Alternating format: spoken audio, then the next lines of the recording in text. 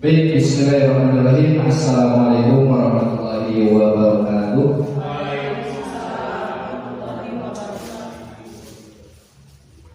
Puji dan syukur marilah kita panjatkan kehadirat Allah Subhanahu wa taala yang mana alhamdulillah pada siang hari ini kita bisa berkumpul untuk mengikuti kegiatan diseminasi budaya positif. Selanjutnya, salawat serta salam marilah kita curah limpahkan kepada Habibana Nabiana Muhammad Sallallahu Alaihi Wasallam. Alhamdulillah, nahmaduhu wa nasta'inuhu wa nastaghfiruh wa na'udzu billahi min shururi anfusina wa min sayyi'ati a'malina. May yahdihillahu fala mudilla lahu wa may yudlilhu fala hadiya lahu. Asyhadu an la ilaha illallah wa asyhadu anna Muhammadan abduhu wa rasuluhu la nabiyya ba'dahu. Yang terhormat Bapak Kepala Sekolah yang pada kesempatan siang hari ini diwakili oleh Bapak Yogi Hermawan SPD FPD selaku Wakil Kepala Sekolah Bidang Kurikulum. Terima kasih telah hadir Bapak. Selanjutnya yang saya hormati Bapak Ibu peserta. Yang saya hormati Bapak Ibu, rekan guru yang hadir pada kesempatan hari ini, terima kasih telah menghadiri undangan dari kami untuk mengikuti kegiatan diseminasi budaya positif. Baik Bapak Ibu, supaya acara ini bisa berjalan dengan lancar dan penuh keberkahan, marilah kita buka acara ini dengan bacaan basmalah bersama-sama. Bismillahirrahmanirrahim. Selanjutnya, sebagai wujud cinta kita kepada tanah air, marilah kita menyanyikan lagu kebangsaan Indonesia Raya. Kepada hadirin semuanya dimohon untuk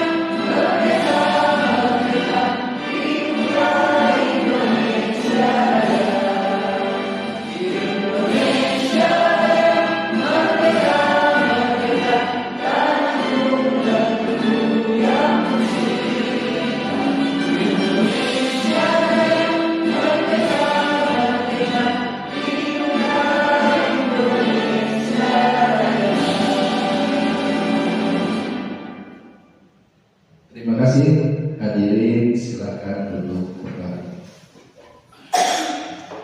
Bapak Ibu hadirin semuanya, untuk selanjutnya marilah kita dengarkan bersama-sama sambutan dari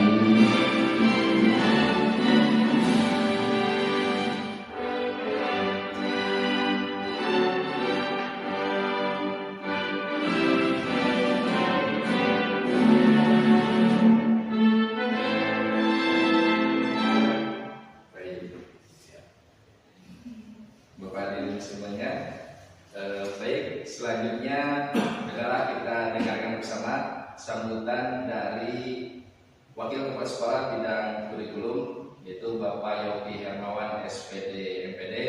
Kepada beliau kami persilakan. Bismillahirrahmanirrahim. Assalamualaikum warahmatullahi wabarakatuh. Waalaikumsalam warahmatullahi wabarakatuh. Salam Rasul. Alhamdulillah ilahi asara rasul muda wa minha yudhirahu ala dini kulli wa tabaku bihi sahida sallallahu alaihi wa sallam Muhammadan abduhu wa rasuluh.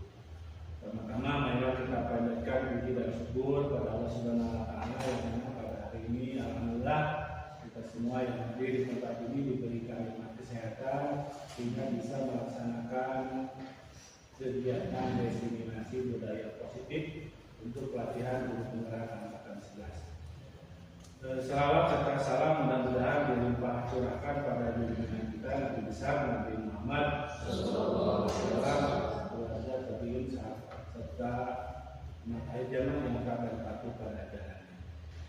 Yang saya hormati Bapak Ibu CGP angkatan 11 yang akan melaksanakan diseminasi, yaitu Ibu Dania Firman, dan juga yang perlu saya sampaikan rasa hormat saya pada Ibu Bapak peserta diseminasi.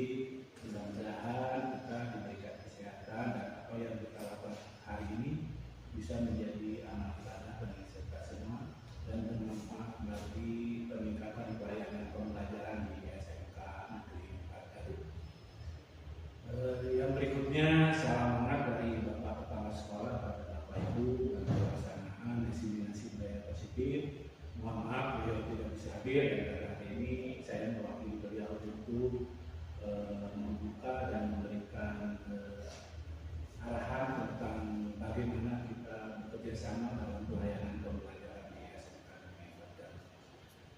Pertama-tama apresiasi yang setinggi-tingginya dari khususnya dari manajemen, dari kepala sekolah dan khususnya dari bidang kurikulum pada Bapak Ibu yang sedang melaksanakan pendidikan guru penggerak SD angkatan 11, di mana Bapak Ibu dituntut untuk mendesimasikan ilmu-ilmu yang Bapak Ibu dapat dari kegiatan pelatihan guru penggerak, di antaranya budaya positif.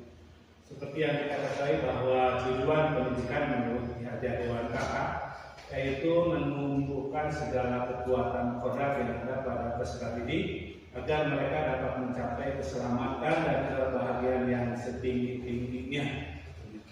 Nah, ini menjadi tanggung jawab kita bersama sehingga kita bisa merubah dengan budaya positif ini paradigma pembelajaran, nilai-nilai kebajikan, restitusi dan sebagainya. Ya. Nah, ini juga suatu hal yang sangat signifikan atau berpengaruh sekali tentang bagaimana kita melayani anak didik kita supaya bisa mencapai keselamatan dan kebahagiaan dalam kehidupan. Bapak Ibu yang melaksanakan diseminasi, saya ucapkan selamat melaksanakan diseminasi. Mudah-mudahan tugas Bapak Ibu selesai dengan tuntas dan mendapatkan hasil yang sangat baik, dan utamanya mudah-mudahan saya sangat berharap Bapak Ibu bisa mengimplementasikan ilmu-ilmu yang didapat dari pelatihan guru penggerak ini di tugas Bapak Ibu selaku pendidik di SMK Negeri 4 Garut khususnya, dan umumnya dengan yang terkait dan berhubungan dengan kegiatan Ibu Bapak selaku guru. Yang terakhir, sekali lagi selamat melaksanakan diseminasi. Semoga sehat selalu, sukses dan tergerak, bergerak dan menggerakkan. Wabillahi taufiq wal hidayah. Wassalamualaikum warahmatullahi wabarakatuh. Waalaikumsalam warahmatullahi wabarakatuh. Waalaikumsalam warahmatullahi wabarakatuh.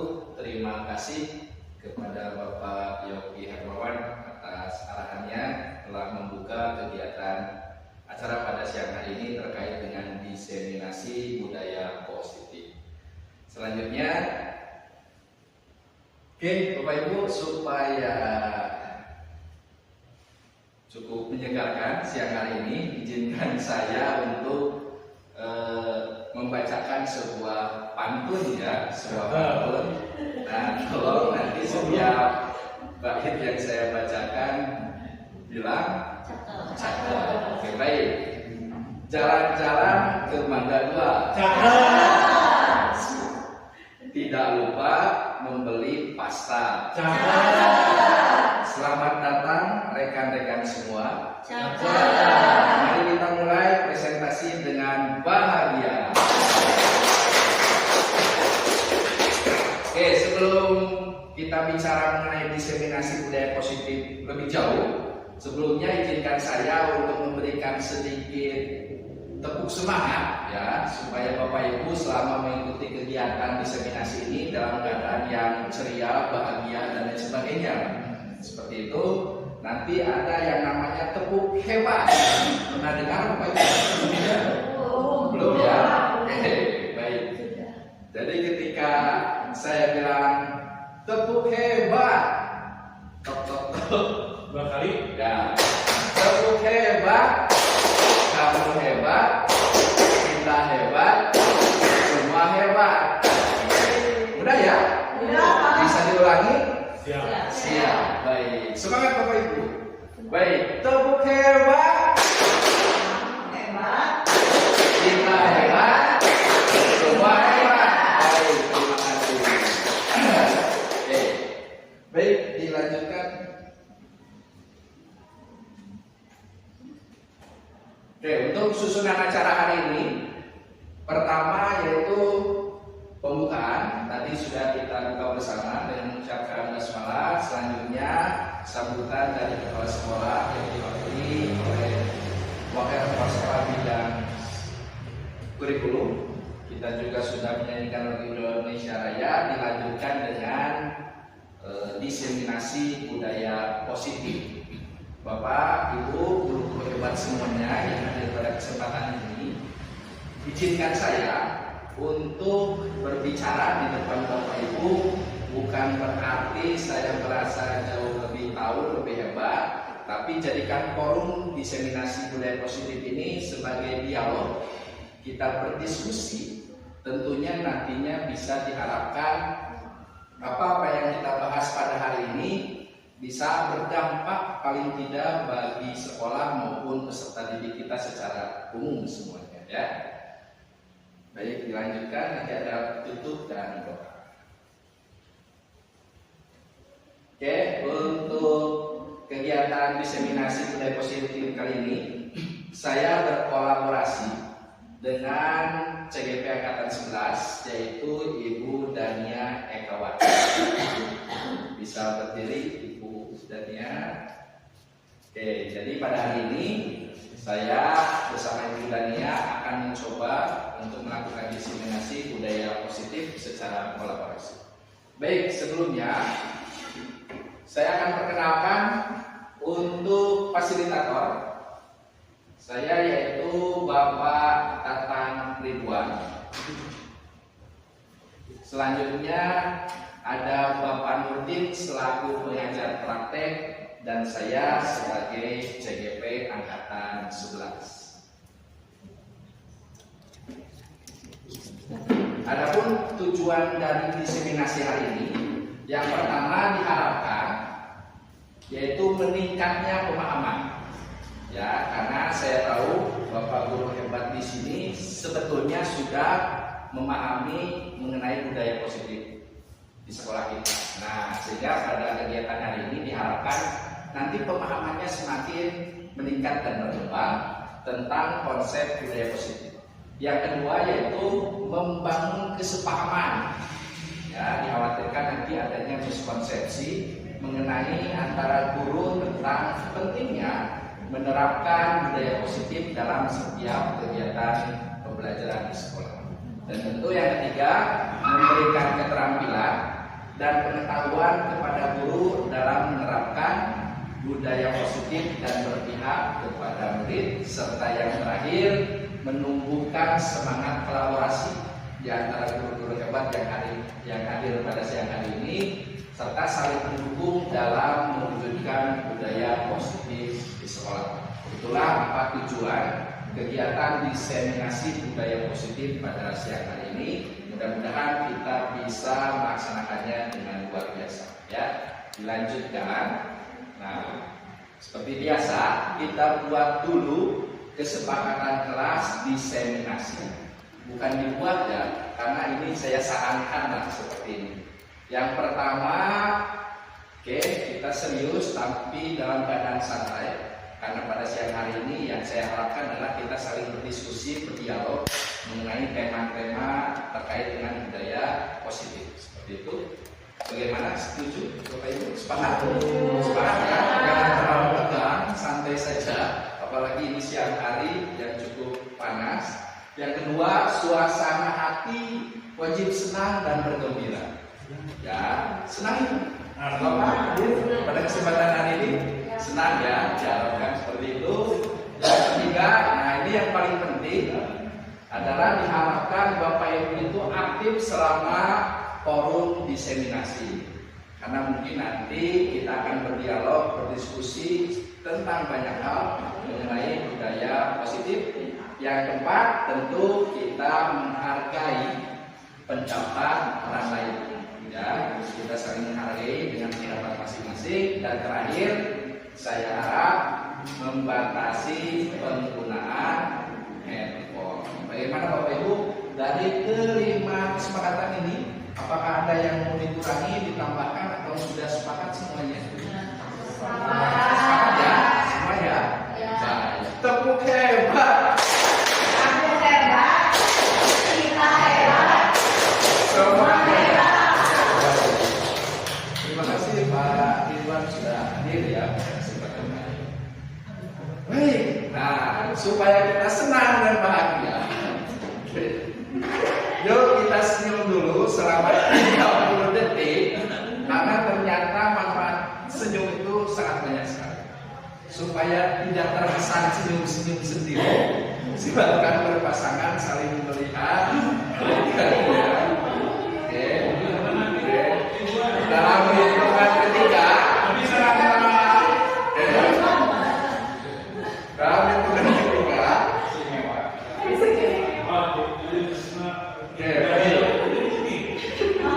dalam hitungan ketiga, mohon ditahan senyumannya selama 30 detik saja ya. Baik, 1, 2, 3. Terima kasih Pak. Oke, baru 2 detik ya.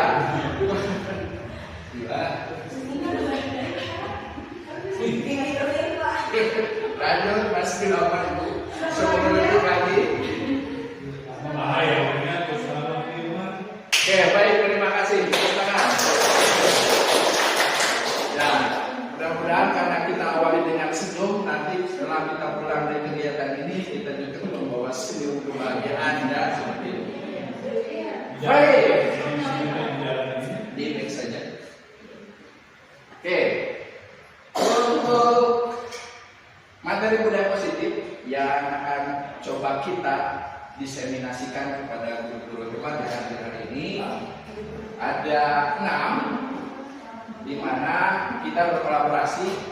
Nanti masing-masing CGP, saya dan juga Bu Dania akan memaparkan terkait untuk saya pertama perubahan paradigma belajar, yang kedua motivasi perilaku manusia serta keyakinan kelas. Sedangkan yang akan Bu Dania Ekawati sampaikan yaitu mengenai kebutuhan dasar manusia, posisi kontrol restitusi serta segitiga restitusi. Saya harap Bapak Ibu siap untuk berdialog, berdiskusi mengenai materi konsep-konsep kunci pada materi budaya positif pada siang hari ini. Baik, kita masuk ke materi diskusi yang pertama. Nah, ini terkait dengan budaya positif. Ya. Siapa Bapak Ibu yang hadir pada saat ini? Sebetulnya apa itu budaya positif? Ada yang mau berpendapat silakan. Sebetulnya budaya positif itu apa? Nah, silakan ada yang mau berpendapat. Luar Luar biasa, Pak Yosef silakan. Budaya positif itu apa Pak Yosef? Banyak apa ya? Pesantren nyantai saja. Kalau menurut saya budaya positif itu adalah sebuah kebiasaan yang baik. Kebiasaan yang baik. Ya, karena ini konsepnya di sekolah ya, berarti kebiasaan-kebiasaan yang baik yang dilakukan di lingkungan sekolah ini. Baik, terima kasih Bapak Ibu yang sudah hadir. Terima kasih atas kehadirannya untuk mengikuti kegiatan diseminasi budaya positif pada siang hari. Oke, barangkali ada yang lain? Silakan. Baik, luar biasa Pak Yopi, silakan. Saya menambahkan dan mungkin meminta kalau menurut saya itu dari budaya itu dari kata-kata budi dan daya. Ya. Budi adalah sesuatu hal yang kita lakukan positif.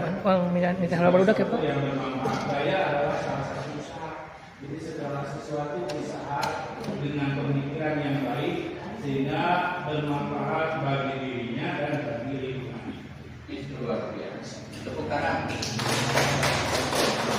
Jadi budaya itu berasal dari kata budi dan daya, ya, di mana usaha. Usaha apapun jika itu berdampak positif maka bisa dikategorikan ke dalam budaya positif. Seperti itu mungkin ya. Oke, baik, luar biasa. Barangkali ada satu lagi atau sudah cukup? Sudah cukup ya. Oke, sebelum kita melangkah lebih jauh, kita pahami dulu sebetulnya budaya positif. Jadi tadi ada yang mengatakan bahwasanya Pak Yosef itu kebiasaan-kebiasaan yang dilakukan di sekolah, ya. Sedangkan Bapak Yopi tadi mengutarakan bahwa segala usaha apapun itu yang berdampak positif, karena ini kita berbicara di lingkungan sekolah, maka itu masuk ke dalam kegiatan budaya positif. Kira-kira apa kegiatan yang masuk ke dalam kategori budaya positif, atau barangkali yang sudah Bapak Ibu lakukan selama ini, yang kira-kira tadi menurut pengertian yang Bapak Yopi sampaikan itu segala usaha apapun yang berdampak positif bagi peserta didik secara umum bagi sekolah. Ada yang bisa mengutarakan? Contohnya kegiatan apa saja? Baik, boleh. Menurut saya kalau dalam kegiatan budaya positif terhadap siswa bisa dilakukan atau sudah melakukannya dengan siswa tersebut dengan melakukan berbagi, kemudian menyapa dengan 5S, salam, kemudian bisa juga melakukan dengan siswa melaksanakan sholat duha bersama, seperti itu Pak. Oke, luar biasa jawabannya ya. Terima kasih. Tepuk tangan. Betul ya. Bahwasanya tadi ada yang sudah dilakukan di program kalian apa? Di kriminalis, diantaranya sudah menerapkan temakun pagi. Terus yang kedua itu sholat duha bersama, dan yang terakhir 5S. Sudah surat. Sebelum salam sapa santun, ya seperti itu. Betul, itu termasuk ke dalam kegiatan-kegiatan yang masuk ke dalam kategori budaya positif. Oke, sebetulnya jika dibuat kalimat, budaya positif itu adalah pertama nilai, ya, nilai, yang kedua keyakinan serta kebiasaan, ya, yang dilakukan di lingkungan sekolah khususnya yang berpihak pada murid. Ini harus menjadi fokus kita, bahwasanya harus menciptakan suasana belajar yang menyenangkan, aman, serta mampu mendorong bagaimana peserta didik itu bisa mengembangkan atau mencapai potensi terbaiknya. Karena kita ketahui bersama bahwasanya khususnya di SMK 4 Garut dengan jumlah siswa sekitar 2.500 itu memiliki potensi masing-masing di bidang. Nah, kita sebagai guru itu bagaimana harus bisa menciptakan budaya positif untuk mencapai potensi dari ke 2.500 siswa tersebut. Ya, baik, lanjut Bu Dania. Nah, yang kedua, terkait dengan perubahan paradigma belajar. Jika Bapak Ibu guru hebat yang hadir pada hari ini, jika kita flashback berapa tahun ke belakang ya? Sekitar 20 tahun ke belakang, sudah tua ya.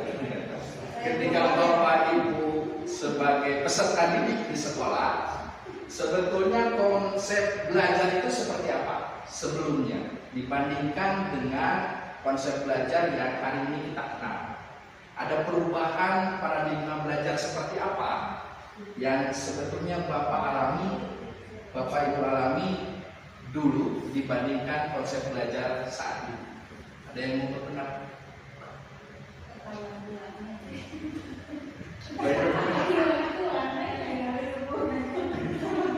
Oke, baik. Rumah saya menerapkan pembelajaran di kelas itu secara teacher center. Teacher center. Ya. Ya. Tapi kalau sekarang kita sudah melakukan perubahannya terhadap murid tersebut seperti studi center. Student center. Oke, luar biasa ya. Jadi paradigma perubahan itu, mohon ke slide berikutnya. Betul ya, bahwasannya dahulu kita kenal istilahnya dengan teacher center. Guru itu sebagai pusat informasi. Pokoknya semua informasi itu berada di tangan guru. Buku paket guru pegang ya, pokoknya segala informasi itu guru yang pegang. Sementara siswa itu hanya sebagai penerima saja. Ya, bahkan mungkin tidak dimunculkan sifat mengkritisi apa yang disampaikan oleh guru. Mohon ya Pak, paham, pasti ulangan, ya itulah ya. Itu sehingga terjadi perubahan paradigma belajar yang awalnya teacher center, guru sebagai pusatnya, berubah menjadi student center. Nah, dirubah paradigmanya. Sekarang justru murid yang menjadi pemeran utama dalam proses kegiatan pembelajaran. Sementara guru posisinya di mana? Posisi guru di mana? Kalau memang murid itu sebagai pusat pembelajar, maka guru itu posisinya ada di sebelah mana? Sebagai fasilitator. Betul ya. Jadi guru itu memfasilitasi tadi seperti yang sudah dibahas di awal, memfasilitasi bagaimana peserta didik ini mampu mengembangkan potensi terbaiknya. Luar biasa Bapak Usman. Oke, nah ini berkaitan dengan tujuan pendidikan. Kita kenal bahwa pendidikan kita diajar Dewantara bahwasanya tujuan pendidikan itu menuntun segala kekuatan kodrat peserta didik, baik itu kodrat alam maupun kodrat zaman yang sudah kita ketahui bersama. Kodrat alam itu kodrat yang memang bawaan lahir. Jadi masing-masing peserta didik itu punya potensinya masing-masing. Nah, tugas kita sebetulnya ini cukup berat. Bagaimana kita mengetahui potensi dari masing-masing peserta didik tersebut dan kita mampu menuntun sesuai dengan kemampuan dan bakat potensi tersebut. Ya, sehingga apa? Nanti diharapkan bisa mencapai keselamatan dan kebahagiaan yang setinggi-tingginya di masa yang akan datang. Paling tidak, siswa tersebut setelah keluar dari sekolah mampu berdiri di atas kakinya sendiri dengan segala potensi yang dimiliki. Itu menjadi tugas kita bersama sebagai seorang pendidik. Baik, tepuk hebat. Hebat. Kita hebat. Semua hebat. Yang bergerak yang lain ya. Nanti tidak segera.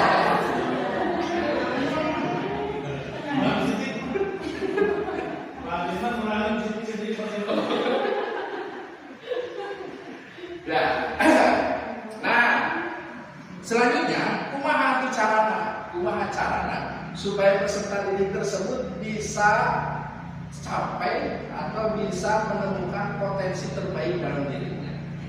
Kita sebagai pendidik berperan di bagian mana?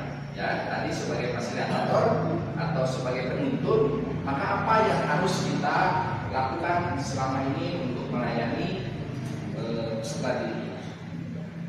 Ada yang bisa? Ada yang mau berpendapat? Kira-kira bagaimana caranya kita sebagai pendidik mampu menuntun peserta didik tersebut menuju atau menemukan potensi terbaik? Langkah-langkah apa kita sebagai guru, sebagai fasilitator bisa mengarahkan siswa tersebut? Ayo, silakan diminum dulu kalau lemas. Oke, silakan. Sumarta mungkin barangkali mau berpendapat gimana caranya? Kalau pribadi saya gitu ya, Pak ya, Oke. bagaimana menurut anak itu supaya istilahnya mah tercapai enggaknya mah suatu tujuan si anak tersebut. Satu, saya kasih motivasi. Keduanya, saya arahkan gitu si anak itu potensinya kemana, jangan sampai anak pengen A, orang tua pengen B, tapi gimana caranya keinginan anak sama keinginan orang tua tersampaikan di sana nanti gitu. Jadi intinya mah pendekatan dulu ke anak. Setelah pendekatan ke anak, kasih motivasi bahwa kamu itu bisa, tapi tetap ada jalannya. Istilahnya apa prosesnya harus hasil tidak akan tapi tetap si anak itu harus kerjasama sama orang tua. Oke, jadi ya terima kasih untuk penguatan tepuk tangan. Baik ya. Betul ya. Jadi kita sebagai guru terus mendampingi, terus memberikan motivasi selama proses pembelajaran, dan kita pun berkolaborasi. Tentunya berkolaborasi dengan orang tua peserta didik tersebut, sehingga benar-benar mengetahui sebetulnya potensi anak itu di mana. Jangan sampai ada kasus nih, anak itu masuk ke SMK, ya sebetulnya kan jurusan ya. Nah sebetulnya harusnya dari awal itu anak sudah mengetahui sebetulnya potensi saya itu di mana, sehingga harus masuk ke jurusan apa.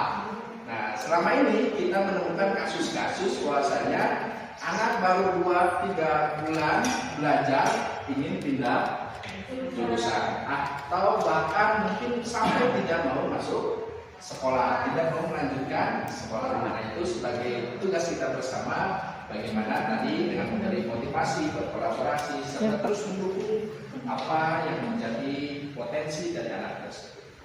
Luar biasa. Ada lagi? Sebetulnya baik, tidak apa-apa. Saya Pak. Oke, bagaimana menerapkan model pembelajaran lima ya?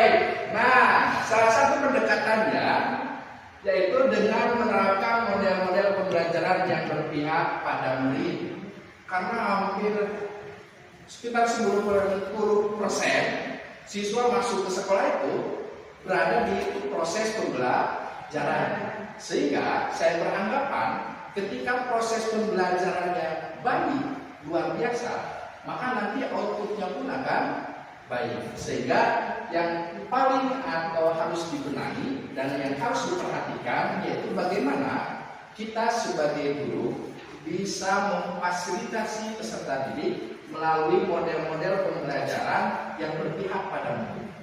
Contohnya apa? Yang kita kenal sekarang sedang ramai di Film Merdeka adalah berdiri berdiferensiasi. Sebetulnya berdiferensiasi itu apa? Oke, sebetulnya diferensiasi itu apa? Ada yang tahu Bapak Ibu? Pas berdiferensiasi itu mengelompokkan anak seperti itu, atau seperti apa sebetulnya berdiferensiasi itu? Ada yang pernah menerapkan atau selalu diterapkan di kelas? Sebetulnya seperti apa pembelajaran berdiferensiasi? Oke, luar biasa. Silakan. Berdiferensiasi itu kan dari diferent ya. Diferent. Ya, berbeda. Mungkin di sini lebih ke fokus kebutuhan siswa yang berbeda-beda, tergantung dari potensi anak atau karakter anak tersebut. Oke, luar biasa sekali jawabannya. Beri tepuk hebat untuk Bunda Nia.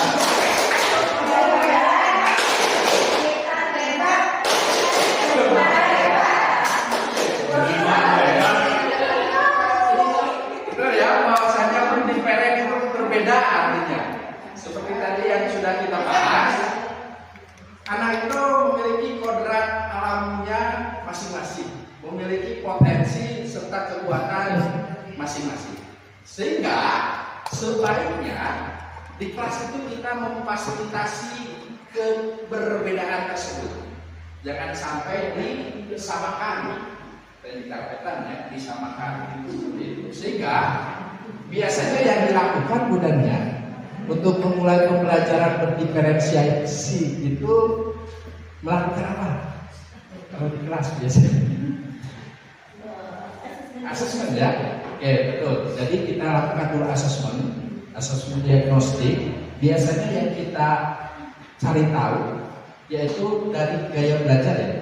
Biasanya melakukan asesmen baik itu kognitif maupun non kognitif. Kita arahkan bagaimana pertanyaan-pertanyaan dari asesmen tersebut bisa mengarahkan sebetulnya anak ini kekuatannya di gaya belajar auditori, sehingga yang lebih kuat itu pendengarannya, atau di visual ya, dia melihat, ataupun di kinestetik, di praktek seperti itu. Sehingga ketika kita sudah punya data mengenai kemampuan dari masing-masing peserta didik, maka penerapan model pembelajarannya pun harus dibedakan. Ya, kalau berbagi pengalaman, saya kebetulan mengajar di IPAS pada materi pencemaran lingkungan. Kita bagi 3 kelompok. Untuk yang auditori itu saya suguhkan dengan audio, mendengarkan tontonan yang di YouTube, begitu pun yang visual. Ya, yang visual dengan menampilkan poster atau bahan bacaan. Sedangkan untuk yang kinestetik itu saya arahkan untuk mengeksplor sekitar sekolah mengenai materi pencemaran lingkungan pada saat itu. Secara teori ini luar biasa karena kita nanti akan menampung, memfasilitasi peserta didik sesuai tadi gaya belajarnya masing-masing, sesuai potensinya masing-masing. Namun sepertinya kita akui bersama bahwasanya dalam penerapan di lapangan ini sedikit merepotkan seperti itu ya, sedikit merepotkan. Sehingga kita gali bersama kira-kira tantangannya ada di mana. Kita lakukan mitigasi sehingga ini menjadi sebuah model pembelajaran yang memang nanti bisa meningkatkan potensi dari peserta didik tersebut. Selain berdiferensiasi, juga Bapak Ibu guru hebat yang hadir pada siang hari ini bisa menerapkan model pembelajaran PJBL atau Project Based Learning maupun PBL. Sebetulnya dari masing-masing model pembelajaran tersebut intinya bagaimana yang menjadi pusat pembelajarannya itu adalah peserta didik. Peserta didik diarahkan untuk mencari, mulai dari mengidentifikasi masalah, ya, sampai menemukan solusi. Kalau sudah solusinya diterapkan, apakah berjalan atau tidak, silakan jadi murid itu sendiri yang mengeksplor selama kegiatan pembelajaran. Ya, diharapkan dengan menerapkan model-model tersebut, nah potensi dari masing-masing peserta didik bisa tercapai. Baik, dilanjutkan. Oke, selanjutnya, nah, ini terkait dengan motivasi perilaku manusia. Nah, ini sebetulnya berkaitan dengan Bapak Ibu yang hadir hari ini, ya, karena semuanya manusia. Oke, selanjutnya.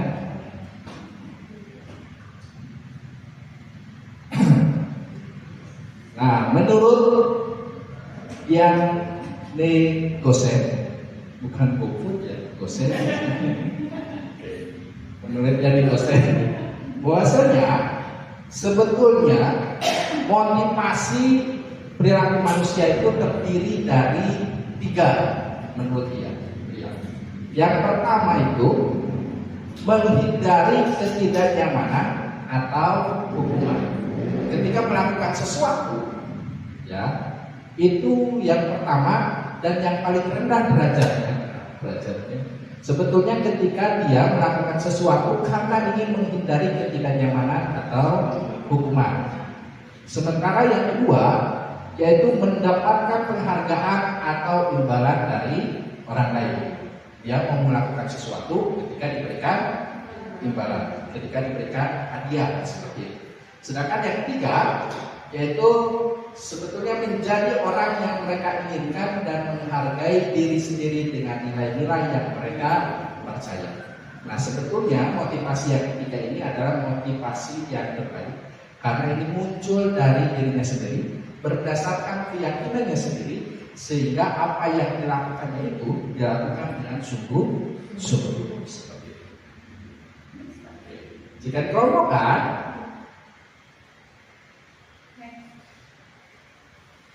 dari ketiga motivasi itu, maka untuk motivasi yang pertama dan kedua masuk ke dalam motivasi ekstrinsik, di mana sifatnya ada dorongan dari luar. Ya. Dorongannya itu baik itu karena merasa tidak nyaman, ya, atau karena ingin mendapatkan penghargaan. Sementara motivasi yang ketiga itu muncul dari dalam dirinya sendiri. Boleh dilanjut? Pertanyaannya, ini cukup menarik ya.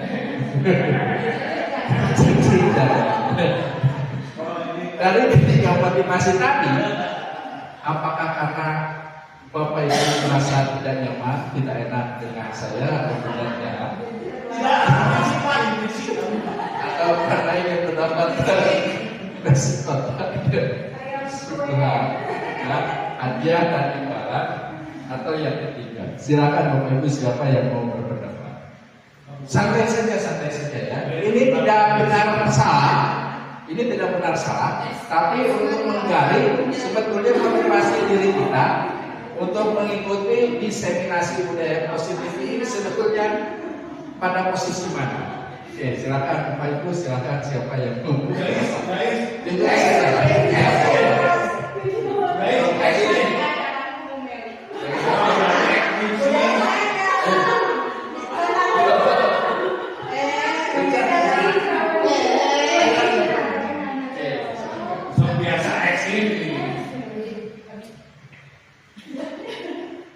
Yang pertama selalu saya sampaikan bahwa mungkin kenapa saya selalu semangat mengikuti budaya positif ini karena bagi saya pribadi adalah kaitannya dengan apa yang saya baru KKN. Kemudian bahwa saya juga pernah melakukan penelitian budaya positif yang pada akhirnya adalah pencapaian value atau karakter bagian pada anak. Dan pada saat itu yang menjadi permasalahan di berbagai sekolah yang saya teliti adalah bahwa kelemahannya adalah keladanan guru. Untuk menciptakan budaya positif itu kelemahannya kepada keladanan guru. Dari perjalanan tadi saya ke dari bawah ke atas, ingin rasanya saya bertanya kepada para guru penggerak di SMK Negeri 4 ini yang sangat kompleks, dari mulai jumlah guru, jumlah siswa dan permasalahan. Bagaimana kemudian memecahkan budaya positif yang masih negatif gitu, khususnya di ranah pada kategori keteladanan guru. Karena kita sadar bahwa pencapaian karakter atau budaya positif ini kalau kata ahli karakter Thomas Likona gitu ya, satu di antaranya adalah memang keteladanan guru yang selalu menjadi masalah. Maka datang ke sini saya ingin bertanya bagaimana memecahkan masalah ini. Begitu Pak, bagaimana?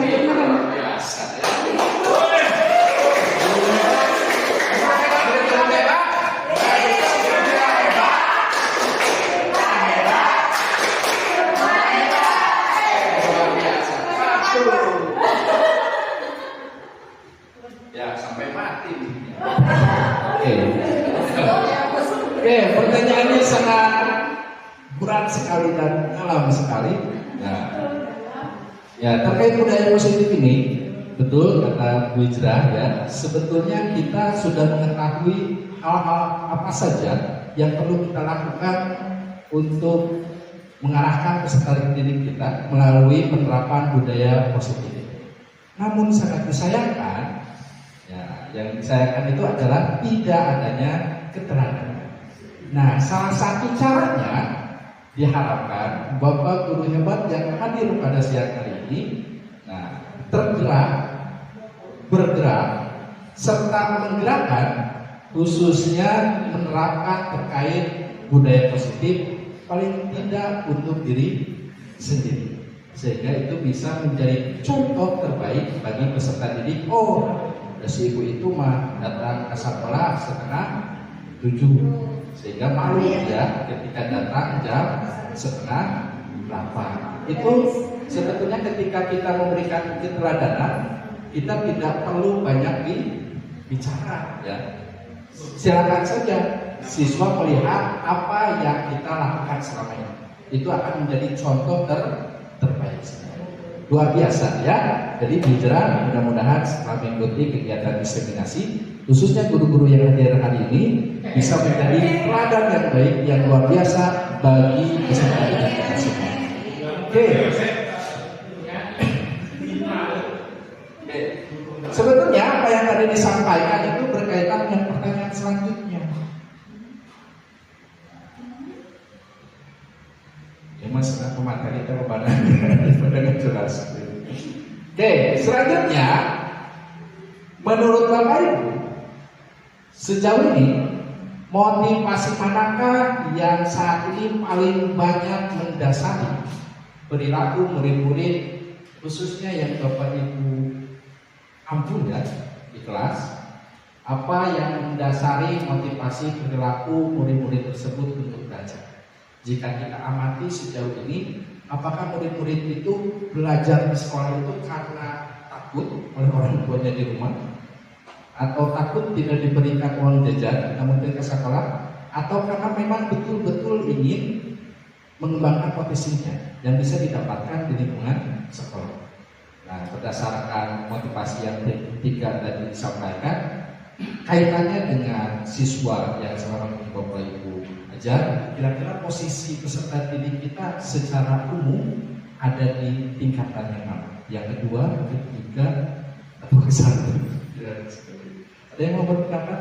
Bu Meli sepertinya sudah sendiri.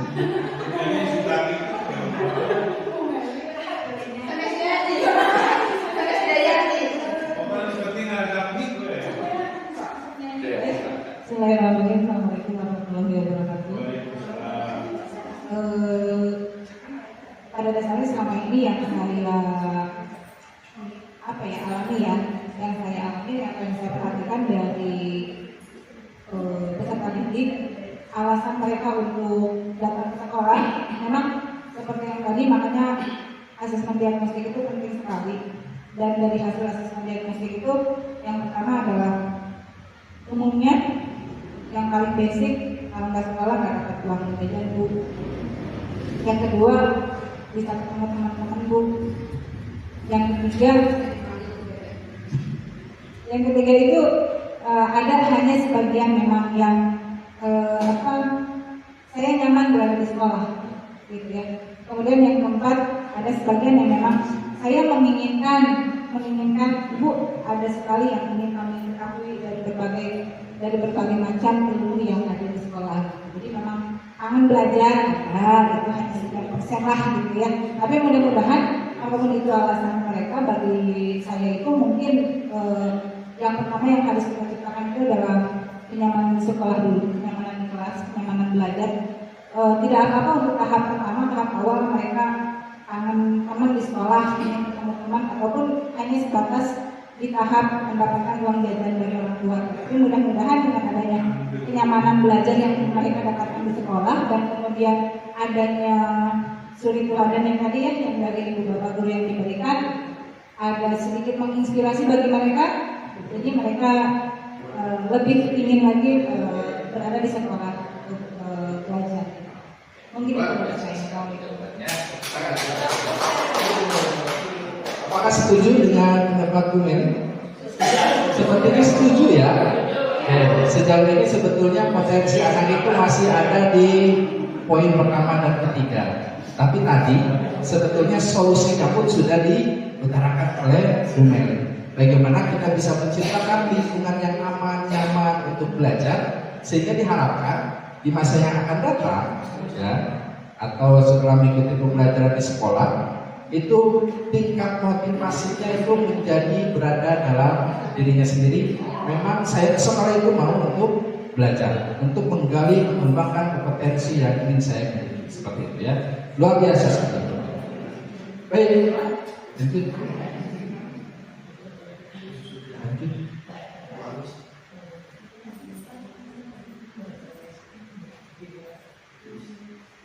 Nah, dilanjutkan, ya. Dilanjutkan Bapak Ibu. Silakan boleh dimakan dulu snacknya, masih ada. Ya, karena perjalanan kita masih cukup panjang, ya. Nah, mohon pendapatnya Bapak Ibu, kita berdialog. Sebetulnya bagaimana pendapat Bapak Ibu?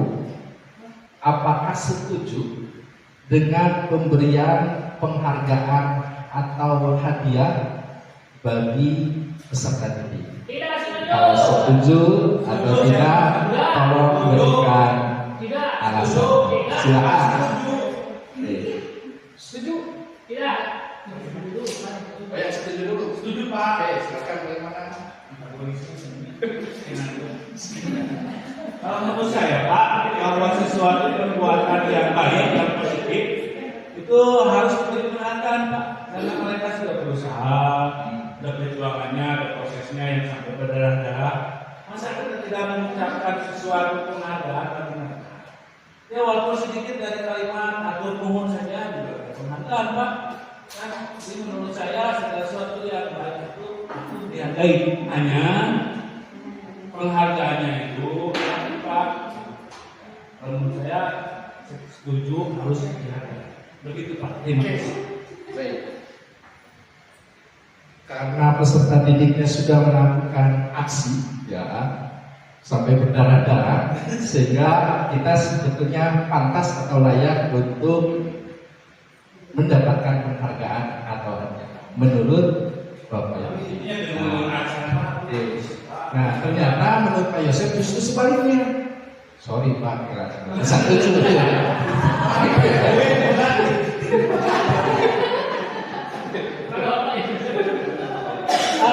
Terima kasih Bapak. Kalau saya tidak setuju karena saya belajar dari pengalaman yang pernah saya lakukan hari ini dulu, gitu ya. Karena saya istilahnya dikenal dengan si guru permen atau si guru hadiah, gitu, Pak. Nah, tapi berangkat dari sana, bahkan kejadiannya belum terlalu lama juga, saya kasih penghargaan dengan tadi alasannya seperti Bapak yang bilang, menghargai kerja keras anak dan berusaha, tapi pada akhirnya justru itu malah menjadi sebuah krisis attitude Pak. Bisa gitu kan? Karena kan kita dalam konteks di sini ketika sebuah perkara itu mengacu kepada sebuah hadiah bisa berupa barang atau berupa uang, gitu ya. Nah, justru ketika kita memberikan hadiah berupa uang, contohnya, jadi pertama kreativitas anak itu jadi berkurang Pak. Itu benar-benar saya rasakan. Yang kedua, mental mereka itu jadi mental apa istilahnya kata-kata ya? Kalau mau sebenarnya mereka mengemis Pak. Jadi mental seperti itu gitu. Dan bahkan secara dengan sopan langsung makanya memberikan ke saya secara langsung gitu. Jadi oh ternyata kurang tepat. Adapun kalau misalkan kita mau memberikan hadiah, itu bukan hadiah tapi bentuk apresiasi, itu bisa kita lakukan nanti di kemudian hari ketika misalkan saya tersebut naik kelas bagaimana gitu. Jadi memberikannya sudah secara langsung gitu ya, ketika ada kegiatan, ada agenda seperti itu gitu. Itu mungkin pendapat saya Pak, karena belajar dari pengalaman yang sudah saya lakukan. Terima kasih Pak. Biasa saja. Ada kontak nih dari Pak Yosef ternyata ya. Oke, jadi katanya kurang setuju karena dikhawatirkan nanti anaknya justru ketergantungan gitu ya. Nah, ketergantungan melakukan sesuatu itu harus mendapatkan sesuatu, baik itu imbalan maupun hadiah seperti itu. Bahkan tadi menekankan sebetulnya yang harus diberikan itu apresiasi ya, apresiasi terhadap apa? Yang diapresiasinya adalah proses. Jadi ketika anak contoh, ada 3 anak mengikuti pencak silat tingkat nasional. Nah, ternyata yang mendapatkan itu hanya 1 orang siswa mendapatkan 50 juta. Nah, yang mendapatkan penghargaan. Sementara yang 1-2 diabaikan begitu saja. Bagaimana perasaannya kira-kira? Pasti akan merasa sedih seperti itu ya. Sehingga sebetulnya ketika kita melihat siswa berprestasi dan lain sebagainya, yang perlu kita berikan adalah apresiasi terhadap prosesnya, bukan terhadap hasil. Baik mau menang, mau kalah, mau nangis ketika perlombaan, ya, ketika dia sudah berproses untuk melakukan semuanya, maka kita patut untuk memberikan apresiasi seperti itu. Jelas seperti itu? Oke, jelas. Jadi kalau itu Pak, kemarin itu sedikit rendah Pak, ya pemberian hadiah kepada yang itu. Oke, jadi mungkin yang kemarin itu istilahnya kita ganti sebagai apresiasi terhadap proses dia. Karena kemarin Ibu Hijrah wawancara ternyata di kelas 2 SD dia sudah pencak silat. Ya, jadi proses yang begitu panjang itulah yang harus kita apresiasi. Jadi fokusnya ke dalam proses bukan ke dalam hasil. Ya. Kenapa harus mengapresiasi? Bukan dengan memberikan hadiah. Ini menurut Alpikhon, sebetulnya ketika kita memberikan hadiah atau penghargaan, nah, contohnya agar berperilaku bertanggung jawab. Silakan beres-beres kelas, kalau yang beres-beres dikasih bintang contoh. Atau agar mempelajari sesuatu yang baru. Pokoknya yang berbau hadiah atau penghargaan. Sebetulnya ketika kita memberikan penghargaan atau hadiah, kita itu berasumsi mereka tidak dapat melakukannya tanpa adanya hadiah. Sehingga harus didorong, motivasinya harus dari luar. Sebetulnya itu tadi mematikan potensi yang ada dalam dirinya. Sebetulnya dia punya potensi, tapi karena kita terus ngomong dengan permen terus seperti itu, sehingga dia kalau menang permen ya, ketika bisa memunculkan potensi. Atau sebetulnya mereka tidak akan memilih untuk melakukannya kalau tidak diberikan hadiah atau penghargaan. Jadi ini berkaitan erat tadi dengan motivasi eksternal dan internal. Diharapkan dengan Bapak Ibu hadir pada kesempatan hari ini, kita bersama-sama bagaimana memunculkan motivasi intrinsik pada peserta kita semua. Baik, lanjut.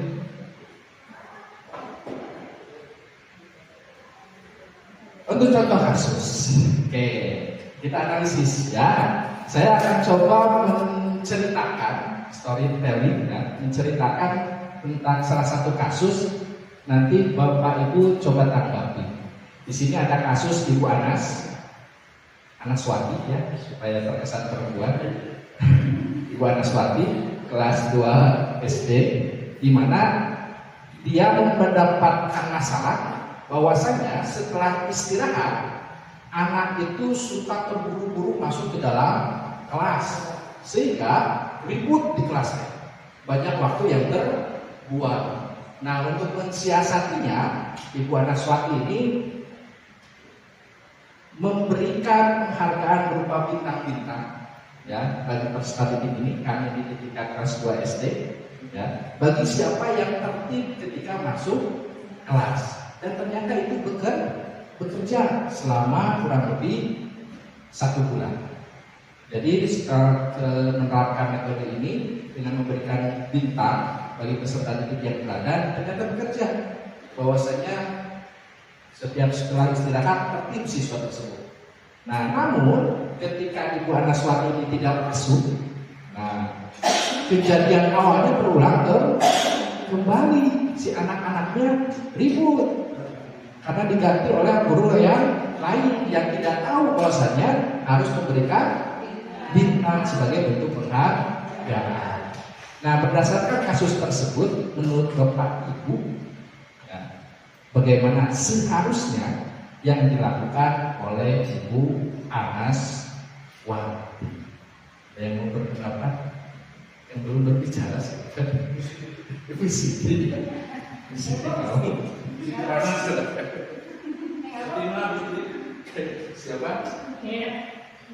Kita boleh Pak Usman. Pak Usman. Bea dikulit itu. Oke, silakan. Jangan bertanya ya.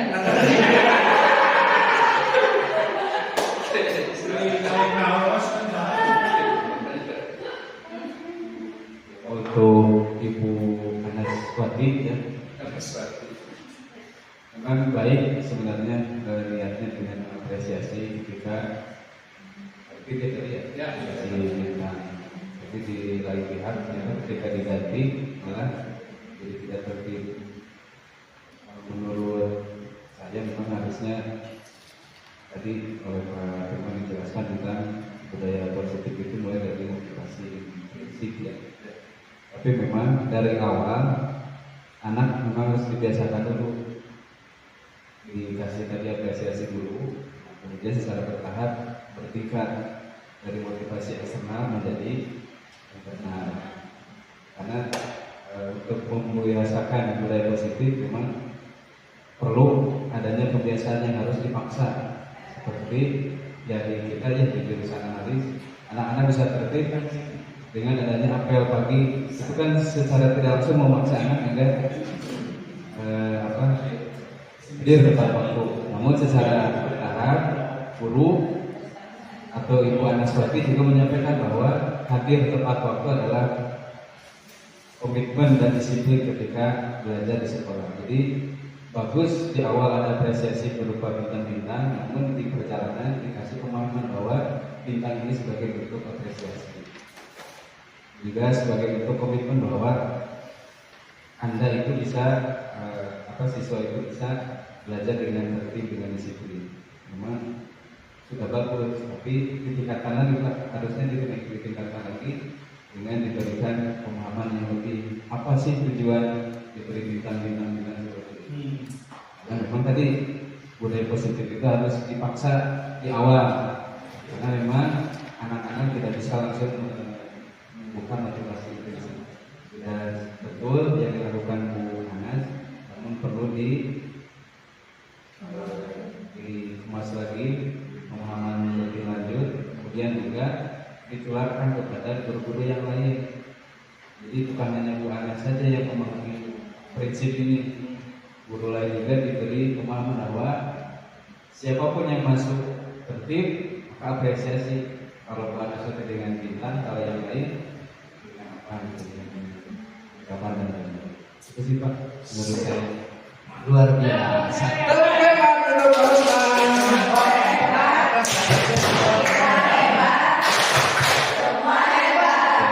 Luar biasa ya. Sebetulnya tidak salah ya ketika itu termotivasi dulu secara prinsip ya, tapi selanjutnya secara perlahan diberikan pemahaman sehingga nanti pada akhirnya motivasi tersebut akan muncul dari dalam dirinya itu sendiri. Baik, luar biasa sekali Pak Ustaz.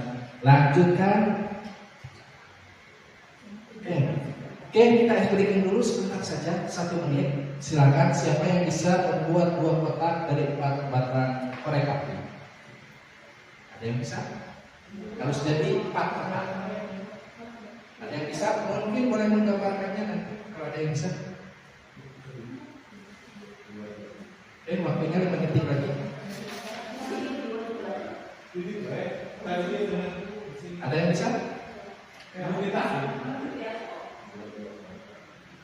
Buat 2 kotak dari 4 batang korek api. 4 kotak. Dari 2 kotak dari 4 batang korek api. Kotak ya. Ada yang mau coba kira-kira di gambar seperti apa? Saya pernah berikan ini ke kelas Pak Bun, Ada yang bisa jawab?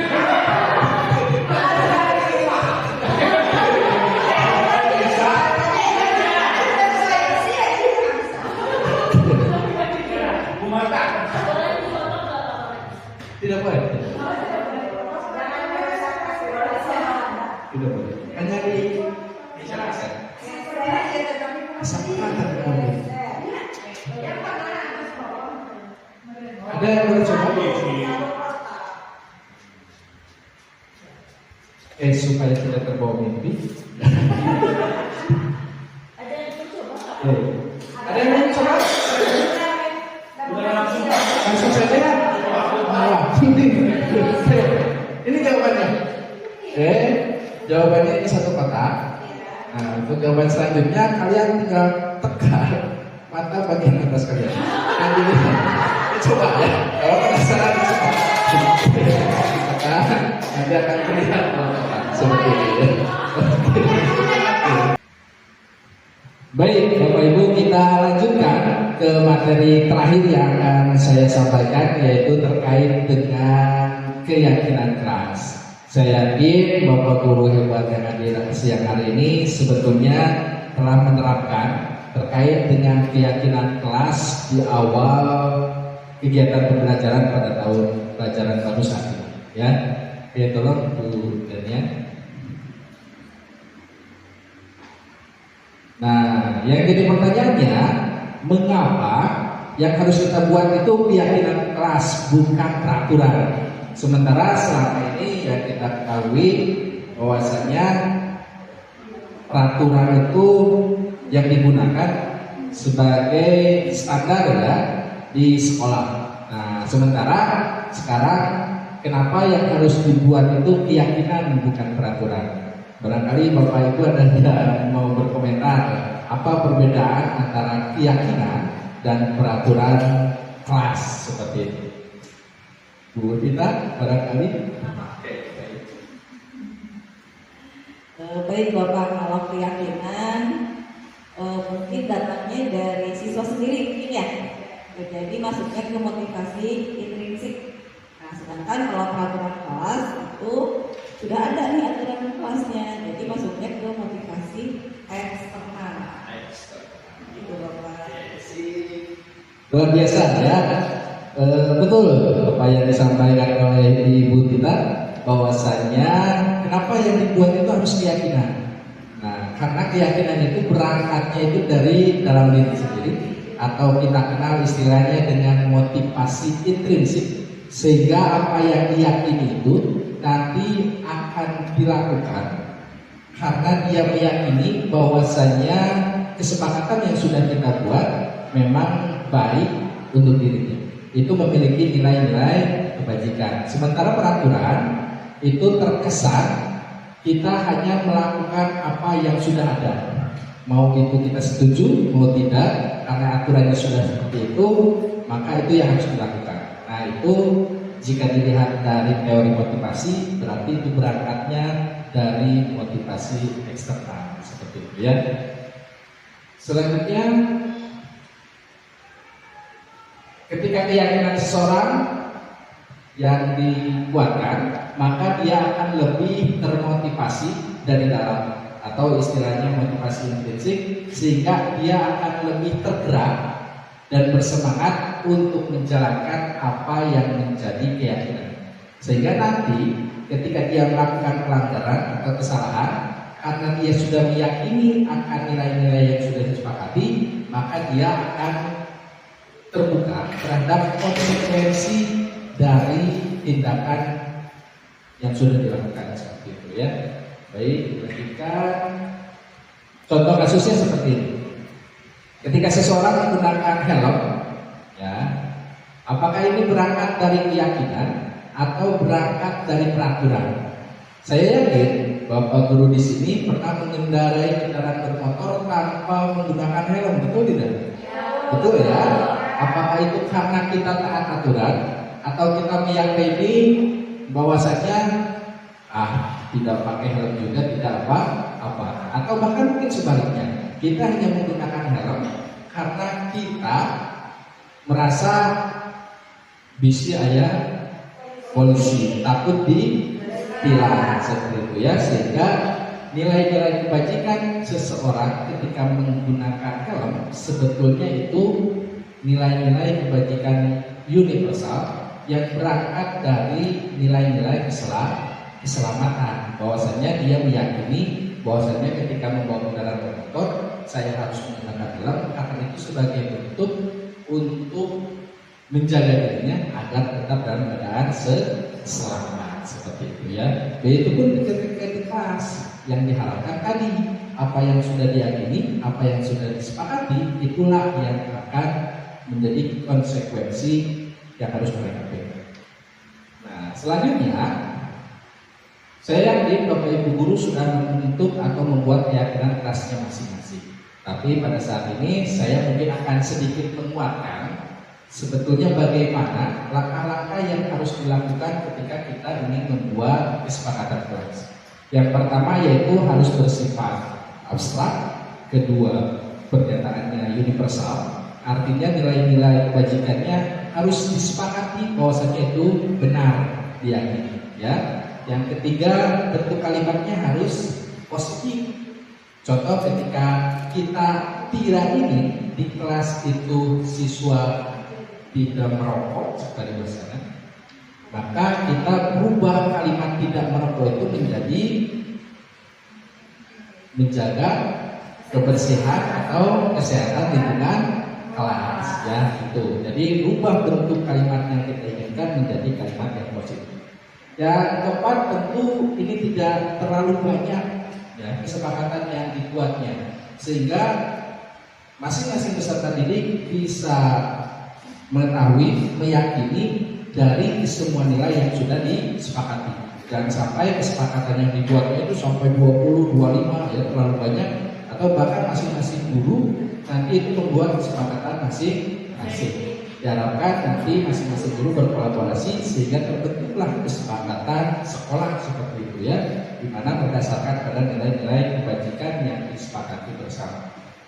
Yang kelima yaitu bisa diterapkan. Nah, pastikan bahwasanya kesepakatan yang sudah dibuat itu harus bisa diterapkan di dalam kelas. Dan yang terakhir yaitu libatkan peserta didik ketika membuat kesepakatan kelas. Sehingga ketika siswanya dilibatkan, maka keyakinan tersebut memang berasal dari siswa itu sendiri. Bukan dari kita sebagai guru, tapi harus berasal dari dalam diri siswa sendiri sehingga meyakini dan menyepakati apa yang sudah didiskusikan bersama. Itu terkait dengan pembentukan keyakinan kelas. Lanjut, di sini saya coba menampilkan ini yang sudah saya lakukan terkait dengan penerapan keyakinan kelas di siswa kelas 10 PKR 3. Kebetulan kelas ini adalah siswa yang saya wali kelasi, di mana gambar yang pertama ini memperlihatkan masing-masing siswa nanti menempelkan keyakinannya masing-masing. Ya, dari semua siswa kita kelompokkan untuk yang sejenisnya seperti apa. Setelah dikelompokkan, perhatikan apakah kalimat yang dituangkan oleh peserta didik itu kalimatnya positif atau negatif. Nah, jika negatif silakan dirubah dahulu ke kalimat positif. Jika sudah, tadi pilih saja beberapa yang mencakup keseluruhan. Lalu sebagai bentuk kesepakatan, masing-masing murid membubuhkan tanda tangan pada lembar plano kesepakatan kelas. Jika sudah, bisa bisa Bapak Ibu lihat lagi kesepakatan kelas yang sudah dibuat, bisa dievaluasi. Jika sudah final, silakan dibuat dalam bentuk poster yang cukup jelas, cukup menarik dilihat dan ditempel di dinding yang bisa diakses oleh seluruh siswa. Diharapkan itu bisa benar-benar dijiwai dan diterapkan oleh siswa tersebut. Nah, ini contoh poster kesepakatan kelas untuk kelas 10 PKR 3. Ini terkait dengan kehadiran, seragam, rambut, kebersihan, terus penggunaan handphone, pekerjaan tugas dan lain sebagainya. Diharapkan dengan kita menempel di kelas, diyakini bersama, disepakati bersama, dan dipatuhi juga bersama berdasarkan dari kesepakatan. Baik, bagaimana Bapak? Pak, mohon maaf ya, ini kita berbicara realitas sekarang ya Pak ya. Di sini kan Bapak sudah membuat kesepakatan kalau ini sudah menjadi software kan di kelas. Nah di sini saya melihat ada satu poin yaitu masalah rambut. Kita berbicara fakta dan realitas. Bagaimana cara Bapak mengantisipasi anak-anak? Apakah kalau misalnya handphone bisa, ya kalau bisa. Tapi yang saya rasakan itu masalah rambut Pak. Masalah rambut itu banyak anak-anak sekali yang memoles atau ya bahkan sampai tidak sekolah dikarenakan kalau ada untuk masalah rambut ini Pak. Itu gimana Pak cara mengantisipasinya Pak? Terima kasih. Baik, masalah rambut ini menarik ya. Ini pun menjadi bahan diskusi di kelas karena ya ini menjadi masalah kita bersama bahwasanya terkait rambut ini memang cukup kompleks ya, betul kompleks. Nah, kalau yang saya harapkan terkait rambut ini untuk kesepakatannya yaitu secara universal ya. Jadi potongan rambut rapi dan tidak diwarnai. Ya, nah, rapi dan tidak diwarnai. Artinya sebetulnya itu nilai-nilai universal. Potongan rambut rapi itu seperti apa? Pasti semua orang ketika ditanya rambutnya rapi, maka pasti potongannya sudah tergambar rapi itu seperti apa. Dan yang paling penting adalah tidak diwarnai. Ya, kecuali natural ya dari lahir albino ya, sehingga kalimatnya tidak diwarnai. Nah, dengan siswa menyepakati terkait hal ini, diharapkan nanti bisa diejawantahkan di keseharian siswa tersebut. Ya, karena ini terkait rambut, biasanya kita harus ingatkan terus, baik per 2 bulan, 3 bulan, karena kan panjang ya, rambut. Nah, itu menjadi tantangan bagi guru maupun wali kelas. Itu terkait dengan rambut. Bagaimana sudah cukup jelas? Oke. Baik, terima kasih. Saya kira untuk materi yang saya sampaikan terkait dengan budaya positif serta ini yang terakhir keyakinan kelas, saya akhiri sampai di sini. Mohon maaf sekali jika ada kata-kata maupun tindakan selama saya memaparkan banyak kesalahan.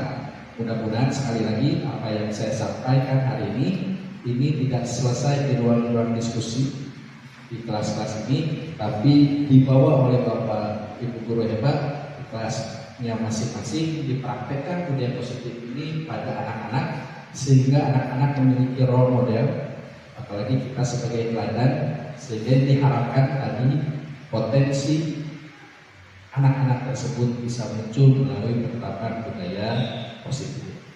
Baik, terima kasih Bapak Ibu guru hebat yang telah luar biasa mengikuti kegiatan diseminasi budaya positif dari tadi dimulai sekitar pukul jam 1:30 siang sampai sekarang sudah menginjak jam 4:30. Oke, tapi terlihat masih bersemangat ya.